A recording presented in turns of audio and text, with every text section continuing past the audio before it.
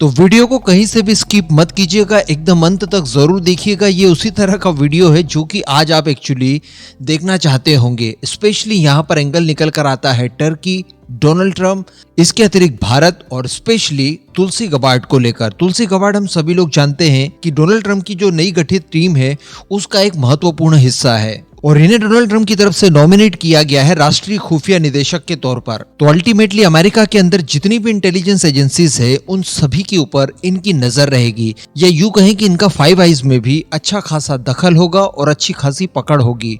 और ये भारत के पॉइंट ऑफ व्यू से, हिंदूज के पॉइंट ऑफ व्यू से बहुत ज्यादा अनिवार्य है और जरूरी भी है। क्योंकि मैं आपको बता दूं कि अमेरिकन CIA हो या फिर अमेरिका द्वारा जो पपेट बिठाया गया है बांग्लादेश के अंदर मोहम्मद यूनुस, इन सब की तरफ से इस्कॉन को और हिंदूज को बहुत ही ज्यादा टारगेट पर लिया जा रहा है। इवन बांग्लादेश के अंदर तो इस्कॉन वालों को इस समय आतंकी तक कहा जा रहा है। अब तुलसी गबार्ड की बात की जाए तो वैसे तो इनका भारत से उतना ज्यादा संबंध नहीं है, ये अमेरिका की ही है, लेकिन ये अमेरिका की समोआ कम्युनिटी से बिलोंग करती है, जिन्हें की ओरिजिनल अमेरिकन कहा जाता है या फिर इन्हें नेटिव इंडियंस भी कहा जाता है। बताया जाता है कि इनका संबंध भारत से ही है। माता सीता का जब अपहरण कर लिया गया था रावण द्वारा, उसके बाद जब उनको तलाशा जा रहा था उस समय सुग्रीव जी की तरफ से मदद की गई थी भगवान राम को, और सुग्रीव जी ने अपनी सेना को चारों दिशाओं में माता सीता की खोज के लिए भेजा था। कुछ को पूरब, कुछ को पश्चिम, कुछ को उत्तर तो कुछ को दक्षिण। तो जो पश्चिम दिशा में गए थे वो बताया जाता है कि यही समोआ जनजाति के लोग थे। इन्हें कहा गया था कि अगर माता जी मिल जाती है तो ठीक है, आप वापस आइएगा, लेकिन अगर आप नहीं खोज पाते हैं तो हमें अपना मुंह मत दिखाइएगा, वहीं रह जाइएगा।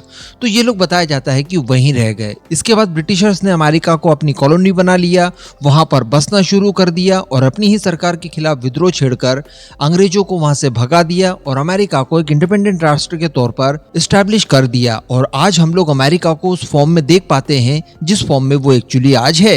तो तुलसी गबार्ड उसी कम्युनिटी से बिलोंग करती है। इनकी माताजी इस्कॉन के प्रति काफी ज्यादा रुझान रखती थी, इसी वजह से तुलसी गबार्ड और इनके बाकी के भाई बहनों के नाम भी हिंदू कल्चर के हिसाब से रखे गए हैं। जैसे इनकी एक और बहन है, उनका नाम वृंदावन रखा गया है। और भी 3 भाई बहन इनके बाकी है जिनका नाम इस समय मुझे याद नहीं आ रहा है, मैं डिस्प्ले पर दे रहा हूँ, आप पढ़ लीजिएगा। तो आप समझ सकते हैं कि जिस इस्कॉन से तुलसी गबार्ड और उनकी फैमिली बिलोंग करती है, अपने आप को प्राउड हिंदू मानती है, उसी इस्कॉन को और हिंदूज को अगर कोई प्रताड़ित करने की कोशिश करेगा तो आप समझ सकते हैं कि उसके प्रति इनकी विचारधारा फिर कैसी रह जाएगी। अब इनकी तरफ से दरअसल टर्की को लेकर एक बहुत ही भयानक बयान दिया गया है। पहले आप ये बयान सुन लीजिए, इसके बाद मैं आपको इसके मायने बताता हूँ। Turkey's Erdogan is not our friend. He's one of the most dangerous dictators in the world, and the United States government and media have no business helping this Islamist megalomaniac and his Al-Qaeda partners. Turkey's been supporting ISIS and Al-Qaeda terrorists from behind the scenes for years. तो मैं आपको बता दूं कि Donald Trump Turkey के राष्ट्रपति Erdogan के अच्छे मित्रों में से एक माने जाते हैं। जैसे प्राइम मिनिस्टर मोदी के वो अच्छे दोस्त माने जाते हैं, पुतिन के माने जाते हैं, इसी तरह से एर्दोगान के भी वो बहुत ही अच्छे दोस्त माने जाते हैं। इवन मैं आपको इनकी दोस्ती के बारे में अगर बताऊं तो जो डोनाल्ड ट्रंप के पिछले कार्यकाल के दौरान अमेरिका द्वारा अपनी सेना को सीरिया से जो विड्रॉ की गई थी वो भी एर्दोगान के कहे अनुसार ही की गई थी। इन्हीं से मशवरा लेकर उन्होंने सारी प्लानिंग की और बाद में अपनी सेना को वापस किया।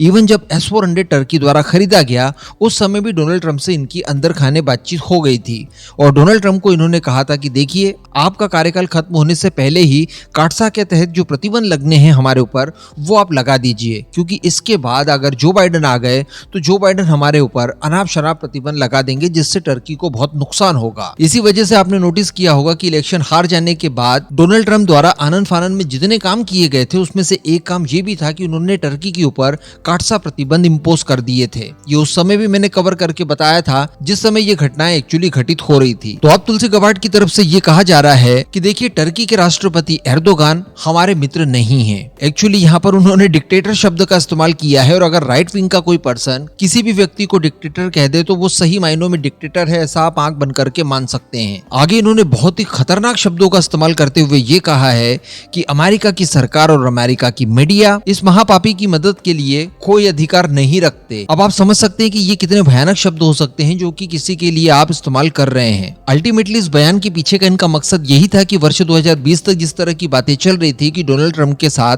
काफी नजदीकियां हैं एर्दोगान की और इसके चलते उन्हें कई सारे बेनिफिट्स वगैरह मिल सकते हैं, तो इन्हीं सब चीजों को उन्होंने क्लियर किया कि देखिए हम उनके बारे में एक्चुअली क्या सोचते हैं। उन्होंने स्पष्ट कहा है कि देखिए वर्ष 2020 से अभी तक कुछ भी नहीं बदला है। इस्लामिक स्टेट हो या फिर अलकायदा हो, इसके अलावा गाजा से ऑपरेट होने वाले आतंकी संगठन हमास वगैरह हों, इन सभी का समर्थन एर्दोगान के द्वारा किया जाता है।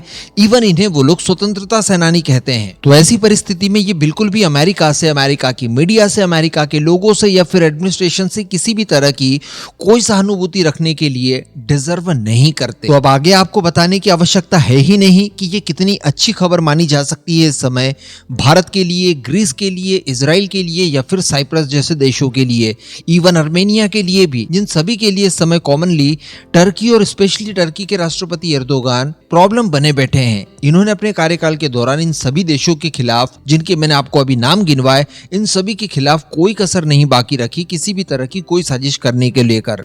हालांकि यही सारे देश इनके निशाने पर नहीं रहे हैं, इन्होंने अरब देशों के खिलाफ भी अच्छी खासी लामबंदी करने की कोशिश की और ओआईसी में अपने आप को मजबूत करने के लिए, मुस्लिम वर्ल्ड में एक तरह से खलीफा बनने के लिए सारी कुछ तैयारियां वगैरह की, अपने देश को कट्टरता की ओर भेजा। और जो इनके ट्रेडिशनल दोस्त हुआ करते थे, एक्चुअली टर्की के जो ट्रेडिशनल दोस्त हुआ करते थे, उन सभी से भी रिश्तों को खराब करने में एक महत्वपूर्ण भूमिका अपनी निभाई। तो अब अगले 4 सालों तक इनका क्या हाल होगा आप समझ सकते हैं। डोनाल्ड ट्रंप इनके प्रति बिल्कुल भी सहानुभूति इस बार एटलीस्ट नहीं रखेंगे, इस तरह की चीजें दिखाई दे रही है। इस पूरे मुद्दे पर अब आपका क्या मानना है नीचे कमेंट करके जरूर बताइएगा।